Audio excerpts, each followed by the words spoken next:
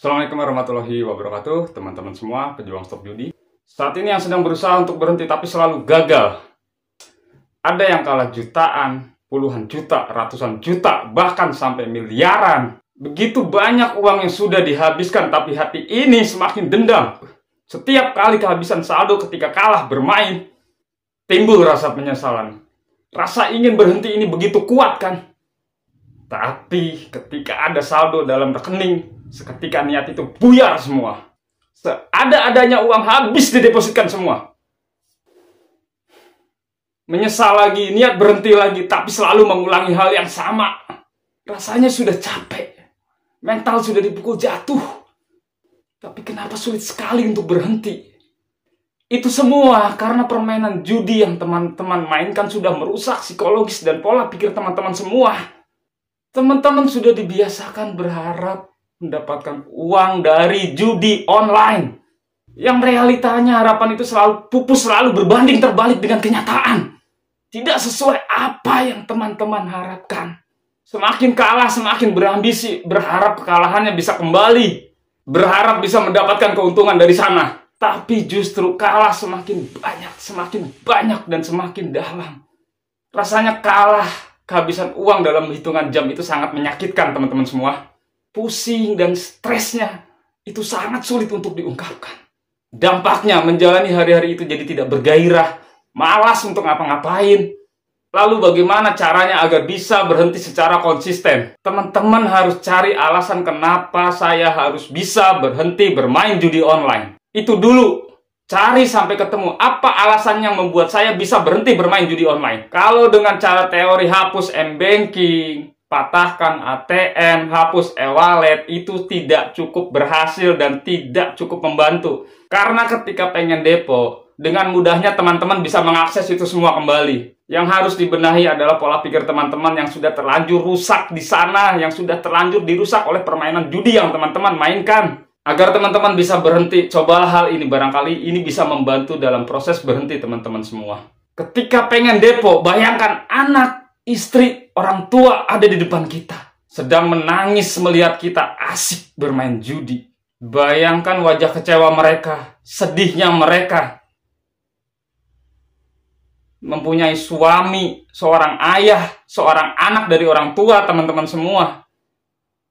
Seorang penjudi yang lebih mengutamakan judinya dibanding mereka. Bayangkan kehidupan mereka yang sengsara atas perbuatan yang saat ini teman-teman lakukan. Bayangkan ketika anak menangis saat meminta uang jajan 2.000, 5.000 perak, tapi teman-teman tidak mampu. Sedangkan depo berjuta-juta teman-teman bisa. Laki-laki macam apa kamu yang tega membuat hidup mereka sengsara hanya demi memenuhi nafsunya untuk terus-terusan bisa berjudi? Dengan validasi, dengan alasan teman-teman ingin mengejar kekalahan, ingin mengembalikan kekalahan teman-teman semua. Yang realitanya itu tidak pernah terjadi. Sadari ketika kehidupan teman-teman hancur, bukan hanya diri teman-teman sendiri yang merasakan sakitnya. Bukan teman-teman sendiri yang merasakan hancurnya, tapi mereka terdampak atas perbuatan yang saat ini teman-teman lakukan. Mereka juga ikut sengsara. Bahkan mereka lebih menderita karena mereka tidak melakukan apa-apa, tapi mereka merasakan dampak dan hancurnya kehidupan dari perbuatan yang teman-teman lakukan saat ini. Jadi, bagaimanapun sulitnya, tolong berhenti sebelum judi merusak kehidupan teman-teman semua. Cari alasannya sampai ketemu agar teman-teman bisa berhenti. Jangan tolol, jangan bodoh. Judi akan merusak kehidupan kita, akan membuat diri kita di fase depresi. Judi akan memiskinkan diri kita dalam waktu yang sangat cepat. Kontrol diri, kontrol emosi. Jangan menuruti nafsu. Karena ketika kita menderita, terpuruk dalam kesendirian, tidak ada lagi orang yang bisa membantu kita. Kalau teman-teman punya mental yang kuat, itu bagus. Tapi kalau tidak, apa yang terjadi? Segala hal pikiran negatif akan masuk dalam pikiran teman-teman dan teman-teman akan melakukan hal yang tidak. Cari alasannya sampai ketemu agar teman-teman bisa membentengi ketika timbul rasa ingin main. Bukankah kita sudah capek, kita sudah lelah, dipukul jatuh habis-habisan di sana, selalu dibuat kalah dan kalah kehabisan uang di sana. Tidakkah itu cukup? Cukup sudah membuat hidup teman-teman menjadi menderita. Bukankah judi sudah menghilangkan kebahagiaan dalam diri kita, kebahagiaan dalam keluarga kita, kebahagiaan untuk anak istri kita. Orang tua bersedih melihat kelakuan kita, teman-teman semua. Dapat apa sih dari judi? Dapat apa? Yang teman-teman dapatkan apa? Coba dipikir, gunakan otak warasmu. Apa yang kau dapat dari judi? Rasa frustasi, kekalahan terus-menerus. Kehidupan yang semakin berantakan. Itu yang didapat teman-teman semua.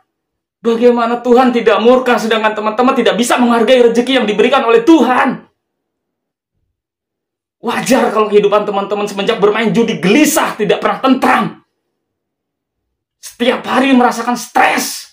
Hati-hati teman-teman semua. Mereka sudah mengatur, menyeting sistem ini secara mendetail. Mereka sudah mengatur psikologis kita agar selalu terjebak di sana. Jadi, poinnya ketika ingin berhenti adalah temukan alasan yang tepat agar saya bisa berhenti. Semoga di bulan Ramadan ini tidak ada yang mendepositkan uang THR-nya untuk berjudi. Semoga tidak ada lagi yang menangis di pojokan kamar karena tidak bisa pulang kampung, tidak bisa berlebaran, karena uangnya dihabiskan untuk bermain judi. Cukup di tahun kemarin banyak kisah sedih.